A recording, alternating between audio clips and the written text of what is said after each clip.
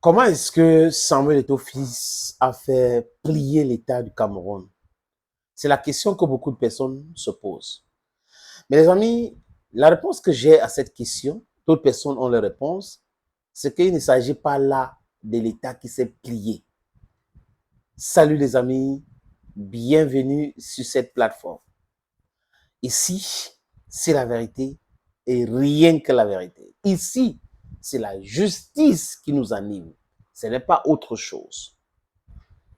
Quand je vois ça et là, les titres, Samuel Eto'o fait plier l'État du Cameroun. C'est pas juste. Eto'o n'avait aucun problème avec l'État du Cameroun. Parce que l'État du Cameroun, c'est moi, c'est toi, c'est nous tous. Et ni même avec le gouvernement. Donc, ce n'est pas correct de dire que Samuel Eto'o-Fils fait plier le gouvernement. C'est faux et archi faux.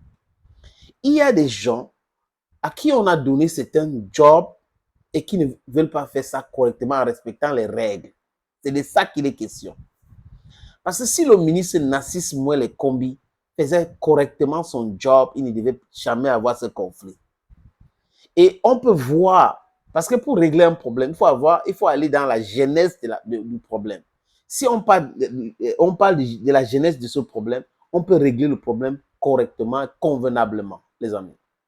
Mais si on ne regarde pas la genèse, donc the root cause of the problem, we cannot conveniently solve the problem. The equation will be very, very difficult to resolve. Recrutement de coach, on n'a pas respecté les textes.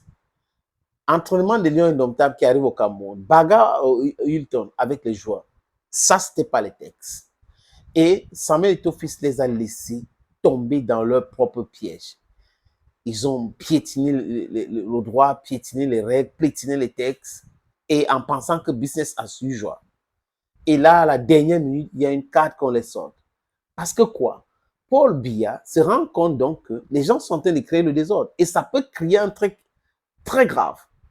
Et le truc, c'est quoi? On utilise son discours du 10 février pour pouvoir justifier cette forfaiture, dont l'abus est justifié par le discours présentiel.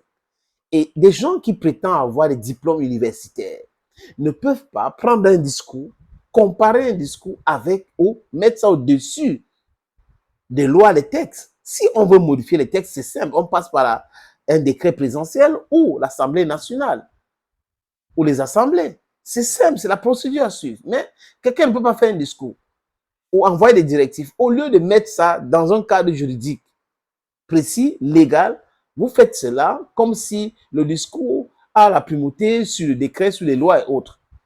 It is not correct. It has never been correct, and these people know that they are not correct doing what they're doing.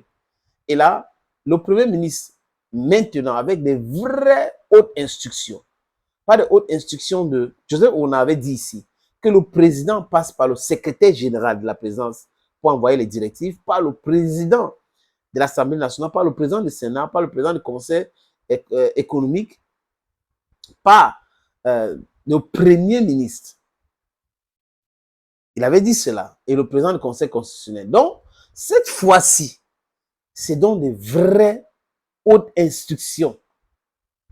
Et les hautes instructions disent quoi? Que le ministre en question respecte les textes tout simplement. Celui qui choisit le stade, c'est l'Africa-Foot. Celui à qui l'État donne de l'argent pour régler le problème de football, c'est l'Africa-Foot. Donc au ministère de respecter uniquement les textes, rien que les textes et pas toute autre chose. Vous voyez donc les amis que quand le Premier ministre organise une première rencontre avec Narcisse Mouel Kombi, où les instructions fermes ont été données, fermes, vous savez, et bientôt vous allez voir, les têtes vont tomber. Je vous avais annoncé ici, restez toujours dans la vérité. Dans la vérité, les amis, vous gagnez toujours. Ne vous distrayez pas. Dans la vérité, vous gagnez toujours. Ça peut être lent, mais c'est sûr. C'est quelque chose de sûr. Assurance double sure. You understand what I'm talking about, friends? Stay in the rule of law. Stay in justice. Love justice. Embrace justice. It's only justice that can set us free. Justice, justice, justice, nothing else but justice. Donc, les amis, Eto'o a donc fait plier ce groupe de personnes qui voulaient lui mettre en difficulté en utilisant les moyens de l'État, les moyens qui nous appartiennent tous. Ils voulaient utiliser ça pour faire barrage à Samuel Eto'o-Fils. Mais il est ténace. Il connaît ses droits, ses règles et tout. Et le Premier ministre vient siffler la fin de la récréation. Donc, si c'est le gouvernement qui était contre Eto'o-Fils, tous les ministres devraient être contre lui. Mais on a près de 99% des ministres qui ne comprennent pas de quoi il est question. Pourquoi est-ce qu'on a train de se comporter de la sorte? That is how you need to analyze this situation. Et toi, donc, fais plier moi les combis, Monsieur Ferdinand Gongo, Joseph Antoine Bell, Charles Dongo et Louniès. Thank you.